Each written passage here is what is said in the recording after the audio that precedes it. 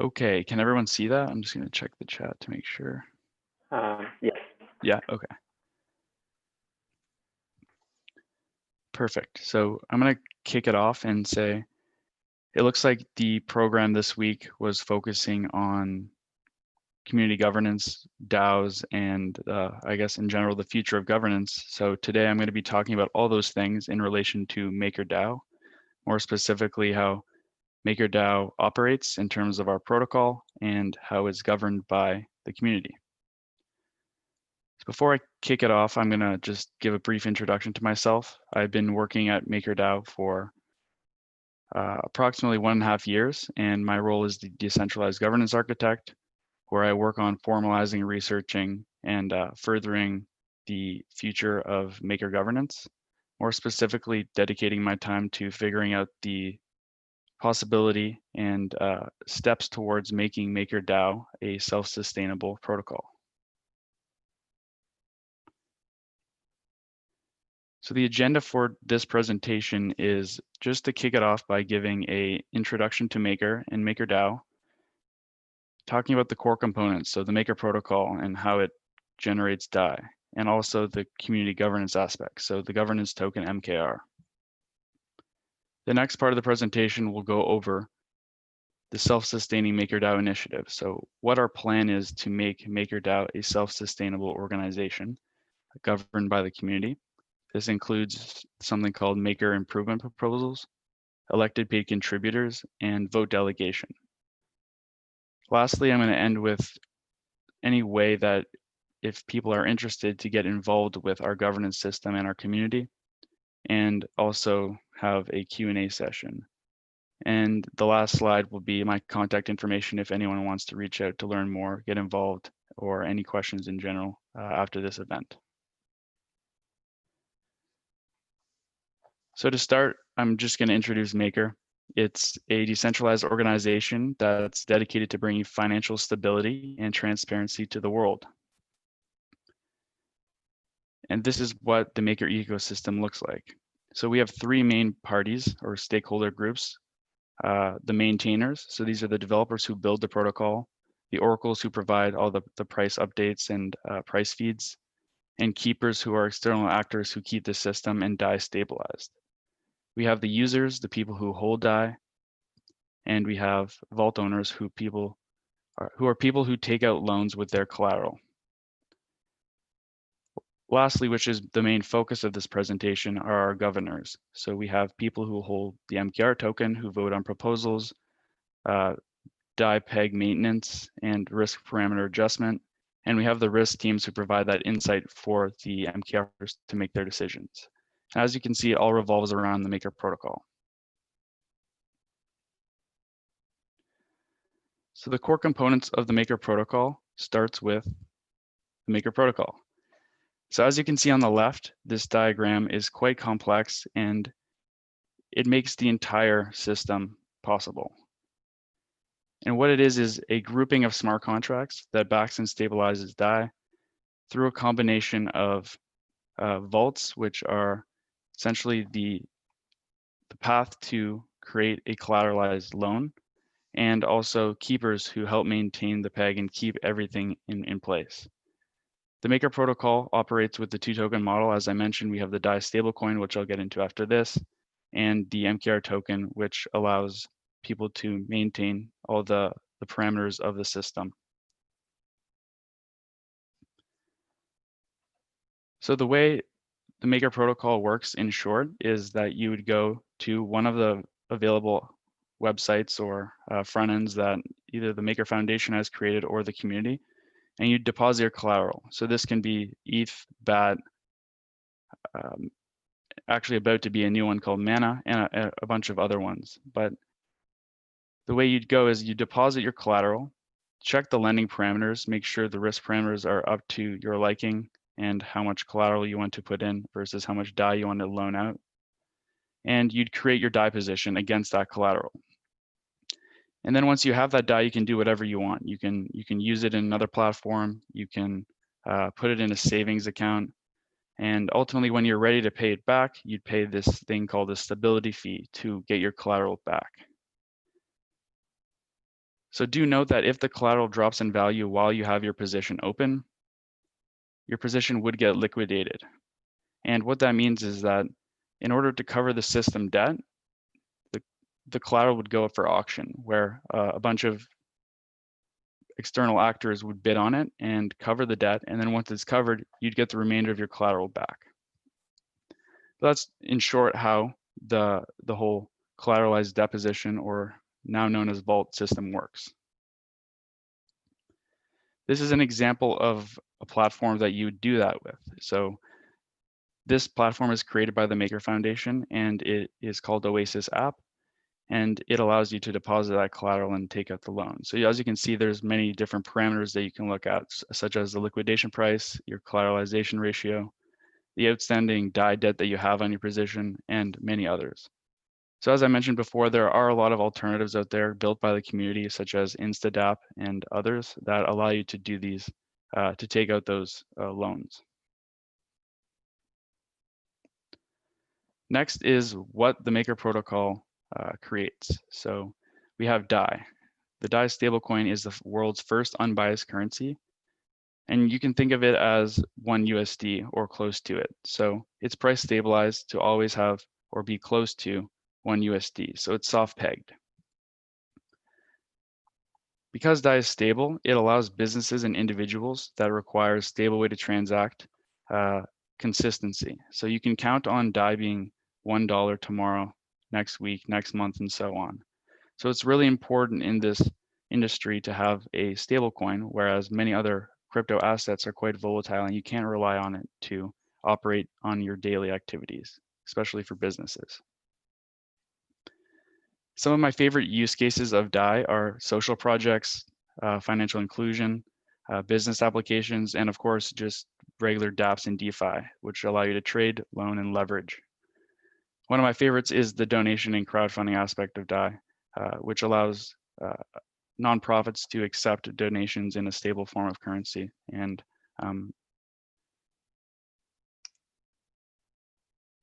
so next is my favorite part. I'm biased because I work on it the most, but we have the community governance aspect of the Maker ecosystem.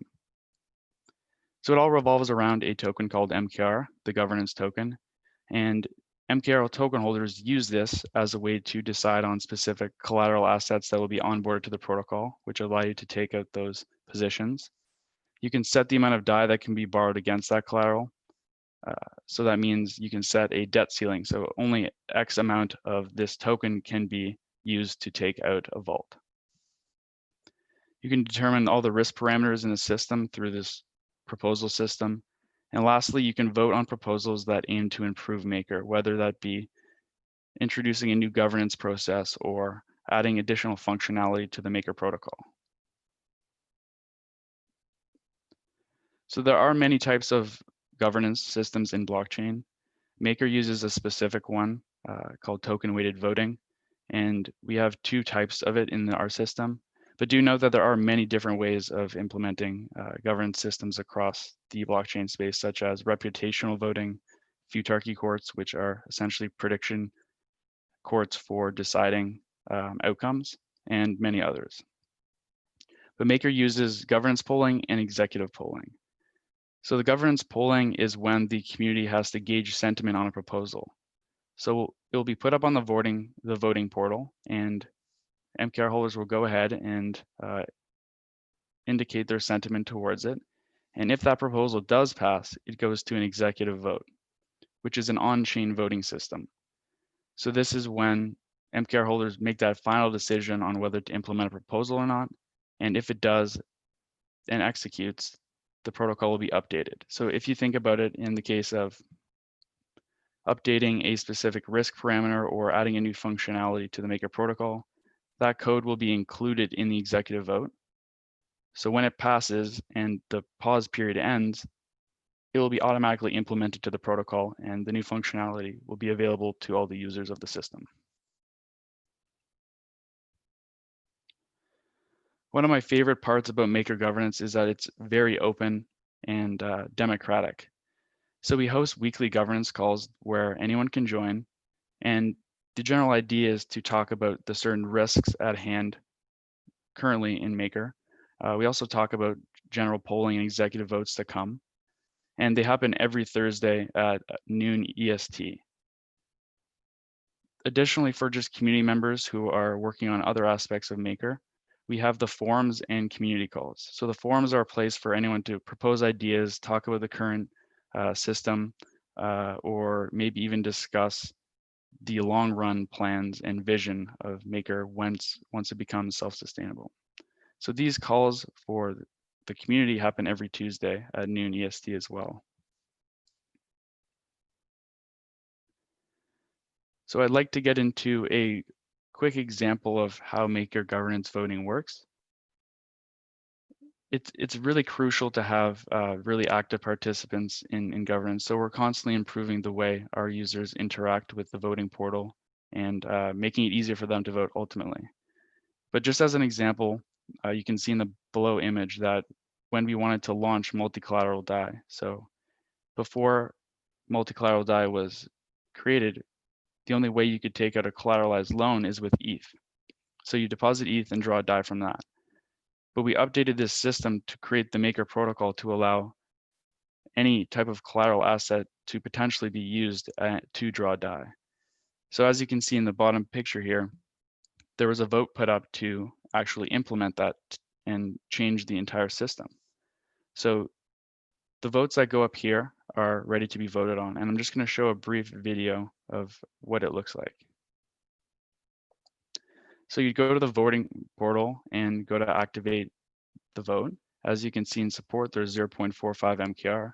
You simply go ahead and click confirm with your MKR that has already been deposited, and you'll see the transaction approve.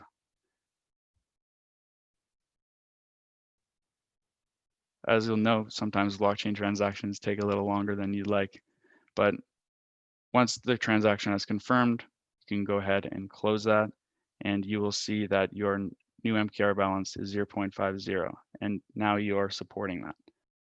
So it's a pretty quick system, and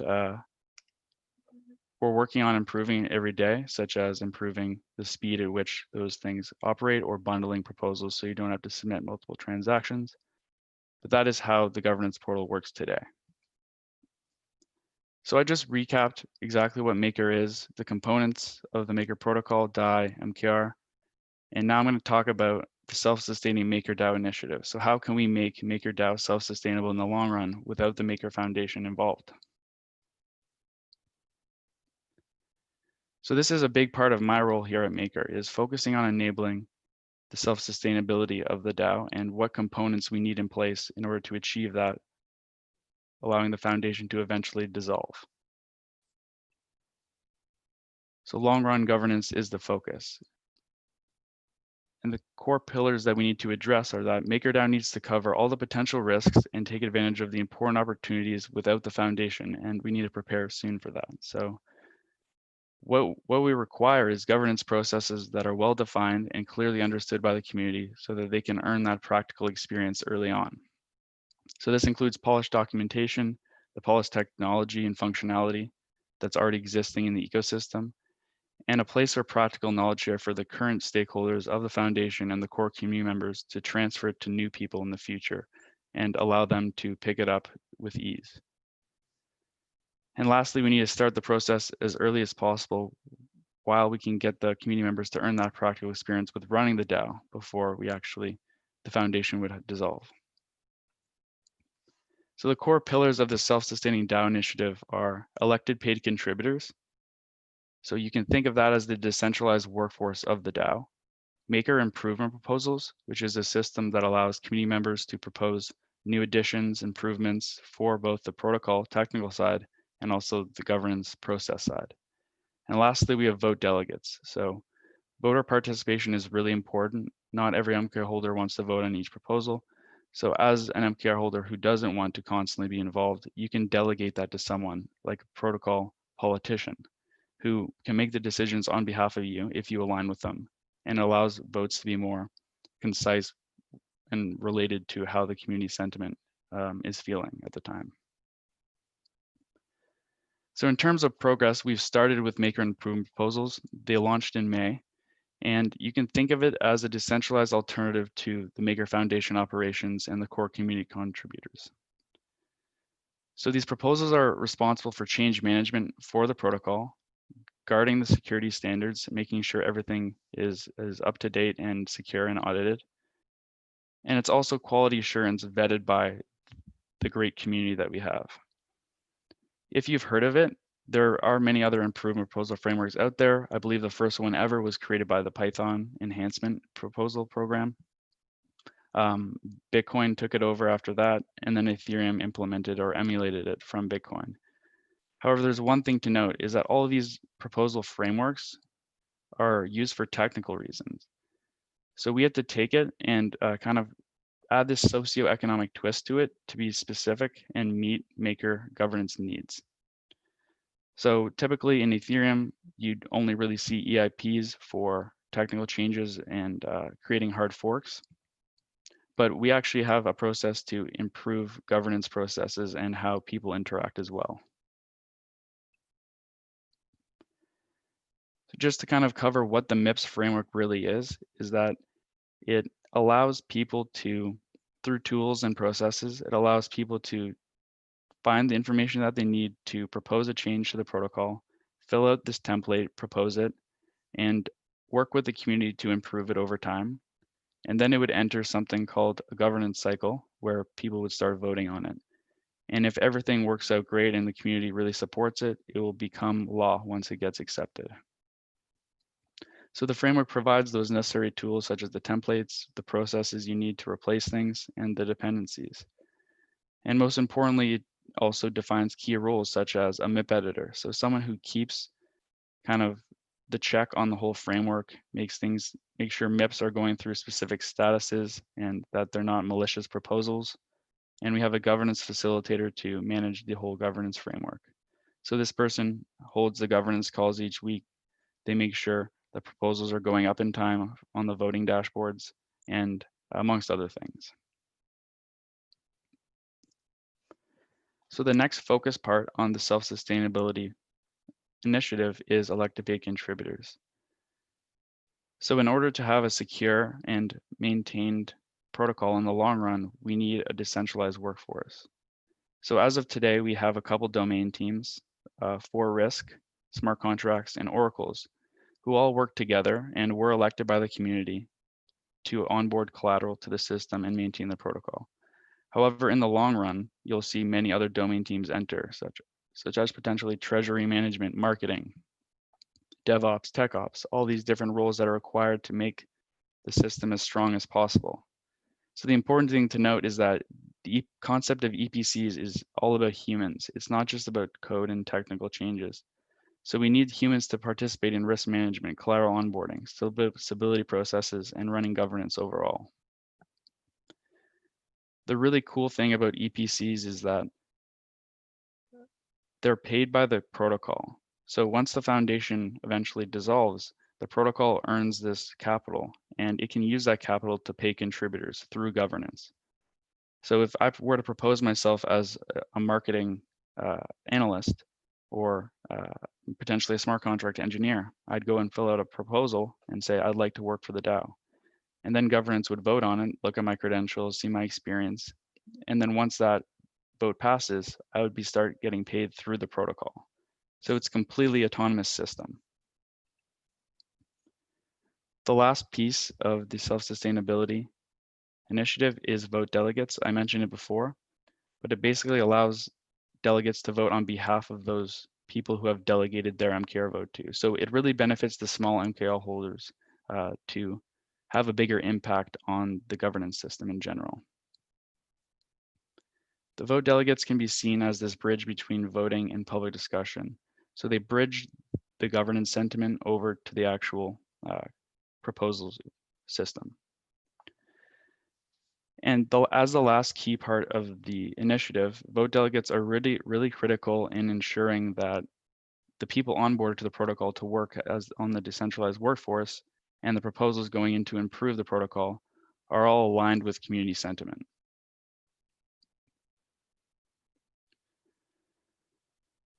So now I just covered the self-sustaining maker initiative. We talked about the core components of it. and how they enable the future self-sustainability through governance. And I would like to just briefly talk about how you can get involved with the community. So if you are an MKR holder or plan to become one, you can learn more about it by participating in governance or watching the community calls. But I have put together a grouping of resources for people to go and check out after this presentation. I'll make this public for everyone attending, but we have a great page on our website for Governance 101. It talks about voter onboarding. Even if you're not an MKR holder, it's very useful to understand how token weighted voting works, governance polling, and executive votes. I do a weekly MIPS update. So all the proposals that come in each week and each month, I do a recap of what's happening, what the statuses are, if certain proposals were rejected throughout the process or if they've been accepted, and making sure that people are starting to follow these rules as part of the community. Additionally, I have the MIPS channel, which is just a broadcast of all the updates that are happening. We have the governance and risk call. Each Thursday it's broadcast on YouTube, just like this call. And we have our Maker blog, which does an amazing job at catering to all audiences in our community, talking about our updates and progress on the initiative. And lastly, we have a community onboarding. We have this amazing portal answering all questions about Maker, governance, the protocol. And so I'll let you check out these links after the presentation. And now I would like to open it up for some questions. So if anyone has questions, please put it in the chat and I'll answer them. Oh, looks like we have 3.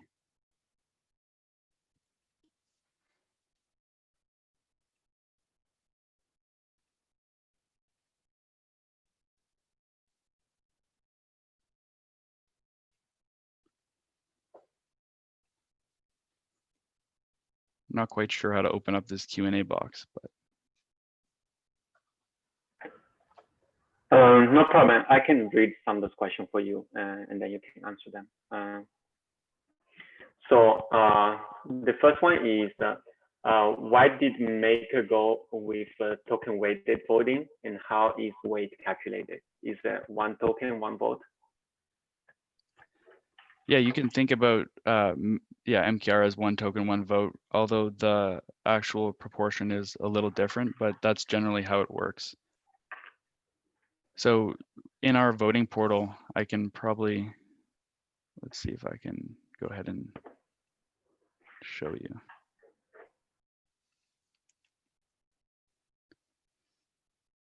So in the voting portal, we have a way of showing the participants and the weight they have for each. So if you were to click on a proposal, oh, let me just switch over.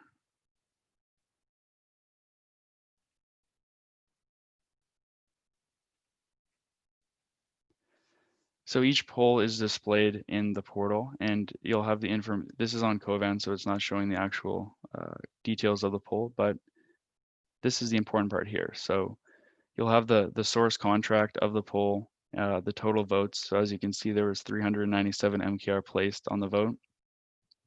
You can see the participation. So in this example, participation is very low, and what that means is that 0.4% of all MKR holders voted on this proposal. It's typically around 7 to 15% at an all-time high, which is quite high for on-chain voting. And you'll also see the unique voters each time. So if I were to put my MKR onto this proposal, it would tell you the percentage of which it would have an impact. So in this case, it's an on-chain ranked choice vote. So it allows MKR holders to choose between different options. And the winning option was 0.5, and as you can, or 1.5. And it breaks it down for you when you vote. So that's a long answer to your question. When you put one MKR up, 1 vote is approximate on how it works, yes. Okay, great. Thanks for that. The next one from Monique. Can you speak more about the collateral options or the ability for users to use to do collateral, I guess? Yeah. So there's 2 parts to that question. Right now, we have, I think, 6 options for collateral, but we have 29 proposals to onboard new collateral. So I'll start with the ones that we currently have. So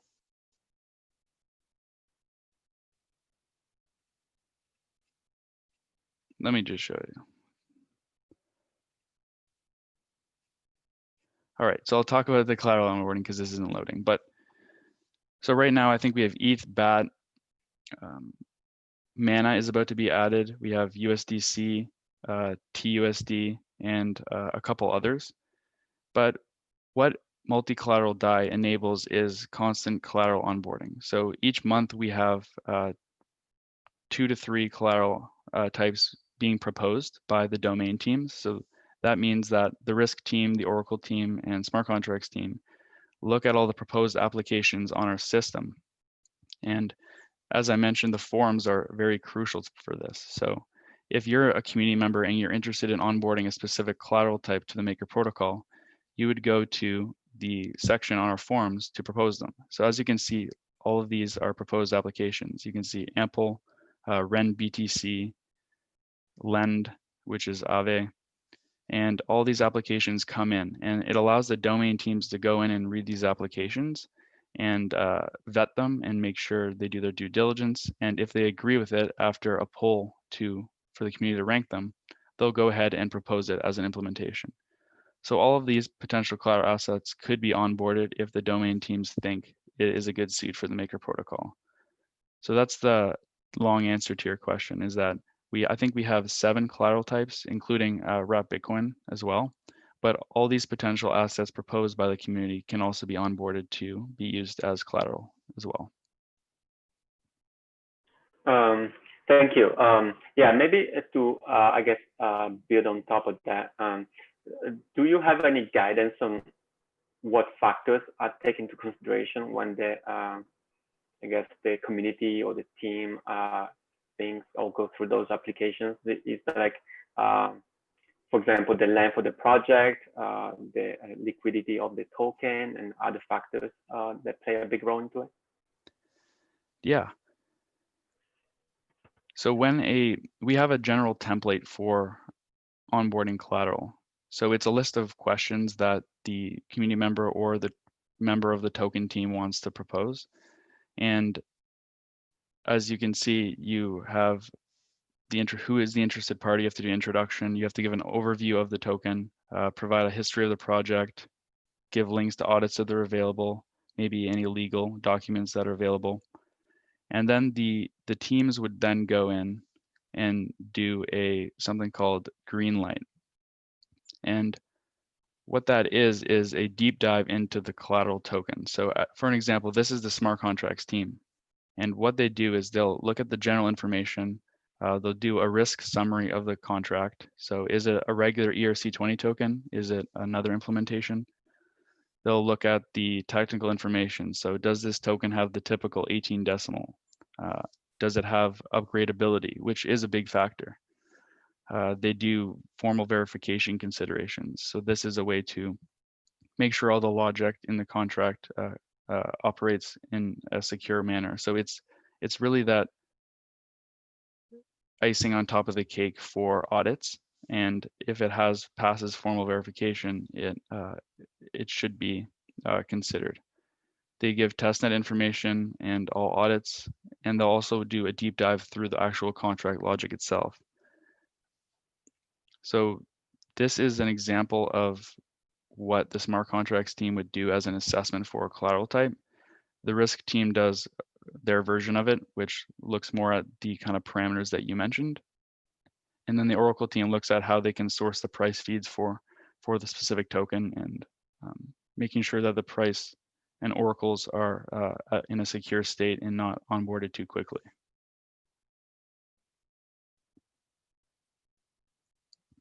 Did that answer your question? Yes, definitely. Very insightful, thank you. Next one. Question from Henry. Could you go into a little further depth on the pros and cons of a crypto collateralized stablecoin such as DAI versus a fiat collateralized stablecoin, I guess fiat backed, such as Tether USD or TUSD? Yeah, so the short answer is that DAI is stabilized through a autonomous system of smart contracts, and all done through the Maker protocol in this case. Whereas something like a fiat-backed stablecoin is that the idea is that there's a large capital pool of fiat held in maybe a bank or some sort of reserve, and each token represents $1 in that reserve. So you basically have to trust the project to make sure that $1 is really, like, do they actually have those reserves? You can't really know. So there's a lot of trust factors that you have to put in place for centralized stablecoins or fiat-backed stablecoins, whereas in a decentralized implementation, you don't have to trust it because it's all open and you can see it all through the smart contracts and how it works. So by putting up collateral, well, there's a specific ratio, but you can just think of it as the collateral represents a certain amount of DAI that you can create. So it's created by yourself and it's out in the open, whereas fiat, you have to have that trust factor, and there's no way of knowing that $1 is actually held in the reserves.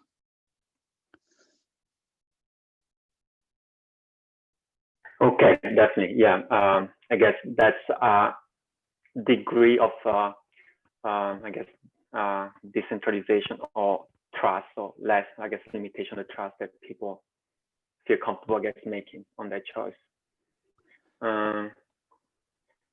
Another question from Ferrat. Based on your experience, would you say the MKR community will consider non-Ethereum based collateral option if and when cross-chain interoperability is developed for them? Sorry, can you repeat the type of collateral? So consider non-Ethereum based collateral option, and when cross-chain interoperability is developed for them. I guess Okay. to summarize, like if you ever accept anything that's not ERC20 or Ethereum, I guess mainnet asset, and if you're building any, I guess, cross-blockchain interoperability. Okay. Yeah. So, I mean, in general, we do have wrapped Bitcoin, which is essentially Ethereum wrapped Bitcoin. So you can kind of consider that as a cross-chain type of implementation. However, and you can also consider non-fungible tokens as a potential collateral type in the future. But DAI is definitely bridged over to other chains. I'm not sure if the general idea in future vision of Maker is to incorporate the ability to have synthetic assets as collateral as well as real world asset type things. So that's one of the long-term visions. And actually in one of our proposals, the MIP proposals, we have a large list of problem spaces that we have to address before Maker can be self-sustainable. And it highlights the list that we plan to tackle over the next X some years to figure it out. And that includes synthetic assets, which are assets that are kind of potentially you could think of as a synthetic asset as a token that represents the S&P 500 or something similar along those lines. So wrapped Bitcoin is probably the closest thing today. It is a wrapped version of Bitcoin. So it is, to answer your question, it's not indifferent from having that ERC, but the long-term vision is having many different types of collateral types, like I mentioned. But right now we're really focusing on the crypto collateral types. Okay, thank you. On the wrapped Bitcoin that you mentioned, what is your guys' thoughts on the, I guess, centralized bridge, or you need to have some custodial type of I guess conversion, right, between the BTC and the wrapped BTC that enters to the Ethereum ecosystem. Like, is there any factor that you keep in consideration when adding as a collateral? In terms of custody and centralized assets, I think it's definitely a big consideration when the domain teams are considering collateral types to be onboarded. Like, for example, if a token contract or token in general is upgradable, you really have to consider how that could affect the protocol, because if they were to upgrade that token, it could potentially lock the collateral for a period of time before the teams can work to update the implementation. So it's definitely a heavy consideration when you're thinking about the centralized assets and custody solution related assets, but it's definitely not a blocker. And if the asset has a lot of utilization potential, it should be considered. Just need to take a sip of water. Yeah, please do. I feel like another question from the user, and I guess I also have very interesting you answer. On-chain governance often have a challenge in terms like token holder participation and engagement. Do you have any tip or suggestion on how to improve that, and how the future model is going to look like to engage more users to vote or participate? Yeah, so I mean, I've done quite a lot of research into voter participation and how we can potentially increase it over time. As I mentioned in the presentation, you have vote delegation, which does increase the amount of the token being placed, because you can delegate your vote and don't have to participate as much if you align with that person. So that's one method to increase voter participation. Another one would be implementing maybe layer 2 solutions or gasless tokens transactions. So if users don't have to pay for their transaction fees, maybe they'll vote more. That could be a blocker. Definitely contributes to some sort of reduced amount of participation. But in general, I think if you were to start a project from scratch, really considering multiple forms of governance. So communities are split up amongst many different stakeholders, and not everyone holds the token. So if you were to implement reputational voting for all the community members who are not necessarily maybe technical or token holders in general, they could build reputation by participating in your forums or participating in chats and holding calls and holding events. And you could take into their consideration. And then you'd kind of pair that with maybe token weighted voting to also get the sentiment from that party. And just experimenting with all the different types of governance systems and really maybe aggregating the score from each to get the overall sentiment of the entire community would be something that would be really interesting to explore. But yeah, the main probably solutions for increasing voter participation is making things really clear, having great UX for voting platforms, maybe compensating or have a way to reduce transaction fees, and then vote delegation. So those are the three main ones that come to mind. Yeah, absolutely agree. As you correctly mentioned, like the gas fee is also, I guess, a core consideration. On that regard, I'm curious to learn, like, on the vote delegation, is like you delegate once and then the vote keeps being delegated until you change, or you need to delegate for each proposal you're interested in voting? Yeah, so you delegate to the vote delegate once, and then you can withdraw it whenever you'd like. The implementation is still being worked out, and I think there has been a lot of discussion in our forums about it. But so based on what my opinion is, it may not be the final solution. There could be many types of vote delegation out there with different ways. But the way I see it, you delegate it once, and then you'd basically trust that person to vote on your behalf until you want to withdraw it. You wouldn't have to do it each vote, because that would kind of that would basically be the same thing as voting. Yes. From Mieszko, hopefully I'm pronouncing this name correct. Is there a way to keep votes secret? From the perspective of my address not being shown when I vote? Yeah, probably like, not tying what you voted on to your specific address. Yeah, there definitely is a way to do that. Actually, Maker just supported a hackathon, and one of the contestants, or participants rather, created a way to privacy preserve voting. So your address would not be shown when you vote, and it uses ZK rollups and a couple other new technologies out there to make that happen. So of course it's possible. However, with Maker, since the get-go, we've always had it where the addresses are shown. And there hasn't been that many public complaints from the community on that to improve governance by just hiding your addresses. So it's a really open system and it's been like that since the beginning. However, if the community does decide to have this kind of future privacy preserving way of voting, it could go through a proposal and then get implemented if the community does feel like that is very important to the future of voting. Yeah, definitely agree. I believe, I guess the question was from also like, could be like some jurisdiction might not take, certain direction favorable if, DAI becomes a competitor to main currency. That could be another reason why privacy could be interesting. A question from Spirals. Excuse me, if you already answered that, the MKR wallet is a light client type of wallet, or do we download the whole blockchain? So MKR is an Ethereum-based token, so you just need any Ethereum wallet to hold it. I could give some recommendations on wallets, but the internet is really great for that. And yeah, so you can hold MKR in any Ethereum wallet is the short answer. You don't have to download anything from the blockchain. Yeah, is a ERC20 token, right? Yeah. Okay, yeah, then yeah, almost all Ethereum wallets we support it, including many hardware wallets too.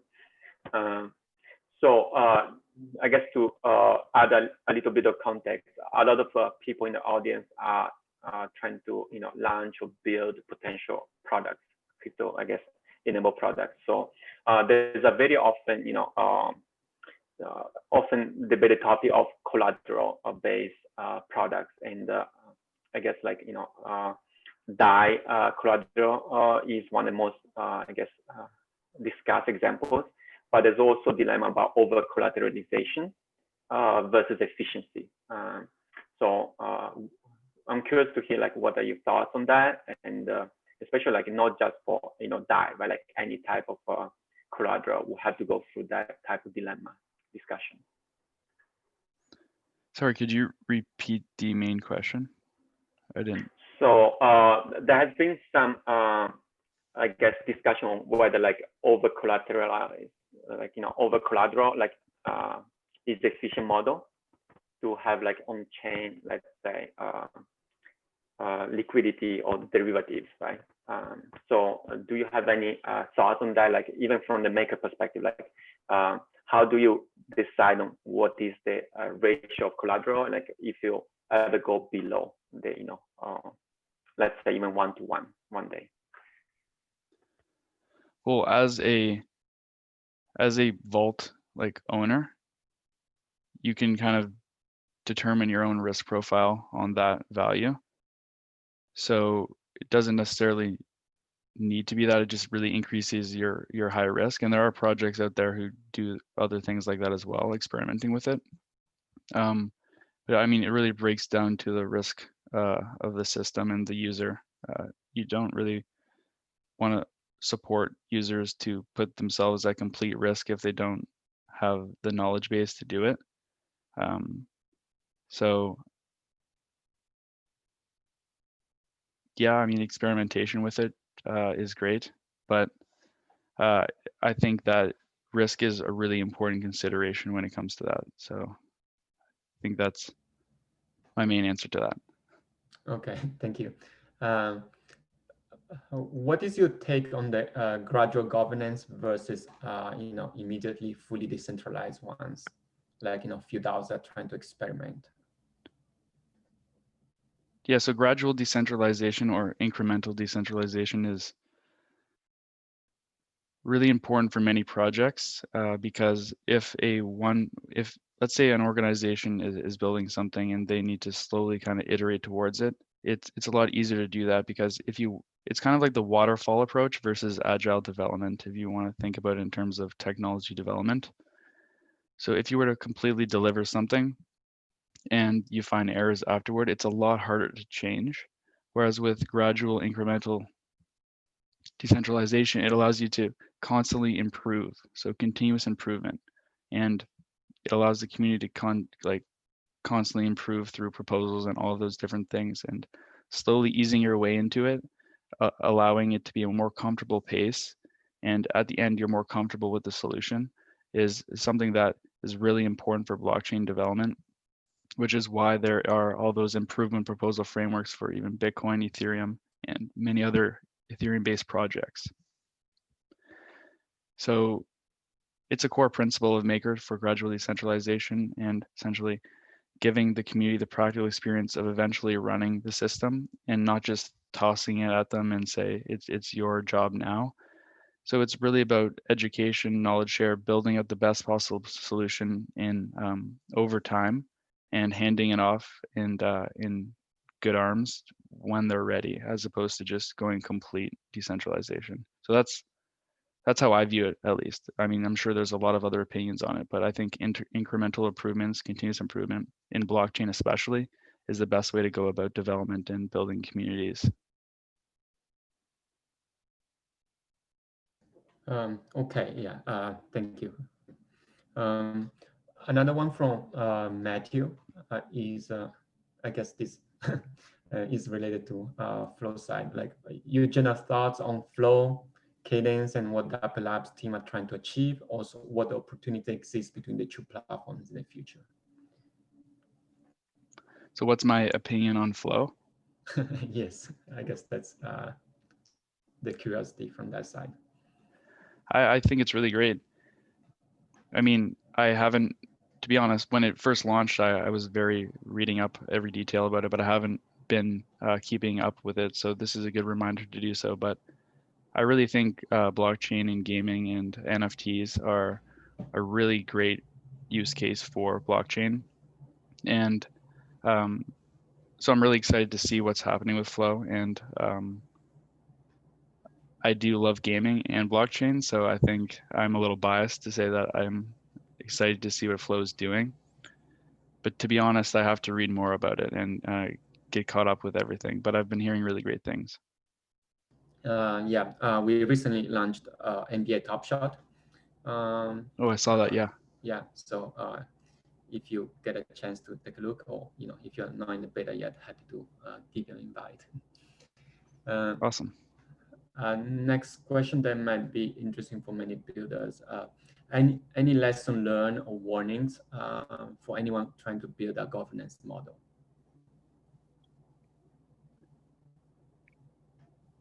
I guess that's for a the good question. Yeah. From the application perspective or product or any, okay. I guess.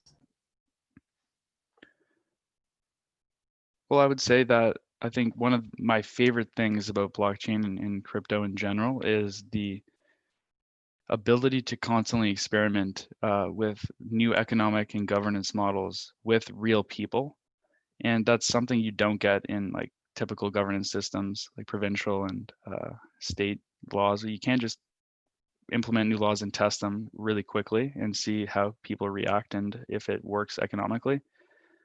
So my number one advice for building governance systems is to just constantly experiment, see what works with your community members. Every community is different.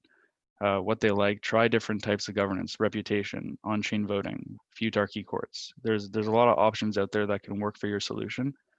So just constantly experiment is my advice. And from the development side of it, there's a lot of great projects out there that have the templates for building voting dashboards and using the specific smart contracts for interacting tokens to voting contracts, so proxies, and for example, managers for people, so it reduces the need for transactions. So my point there is that you can use all these implementations that have already been done by Maker and all these other governance-enabled systems to kind of use as a framework to build your own. So the two pieces of advice are just experiment with what works for your project and learn from existing projects and what they've done in the past and what they've learned.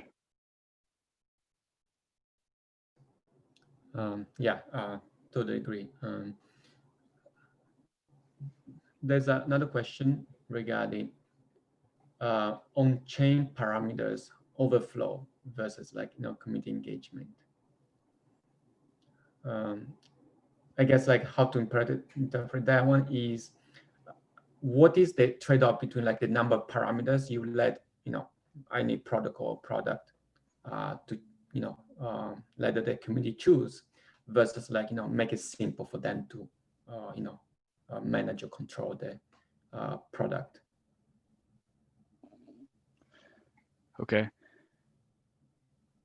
So I'm going to try to shape it in an example with Maker. So in terms of the parameters that are actually included that relate to changing something with the protocol, you have monetary policy things like risk parameters, and then the technical implementations, so upgrading contracts, adding new functionality. And the risk and the technical side of things are proposed by the experts, domain teams who are elected through governance. So the risk team will go ahead and do all this analysis on the current state of DAI and potentially the other collateral types in the system that can be used to create DAI. And they'll provide recommendations to the community so that the community doesn't have to do all this deep research, or if they don't have that ability to do it, they can rely on these trusted experts to make decisions. But at the same time, the forums allow us community members to go ahead and provide risk analysis as well, and such as maybe raising a debt ceiling for a specific asset. So if I think as a community member that we need to be able to create more ETH positions, I'll go and make a forum poll in there. And if there's a lot of sentiment towards it, it will turn into a governance poll, and then an exec, and then change will be happen. So it does come from the ground up in some cases, but ultimately you rely on the experts that were elected through governance to make those decisions.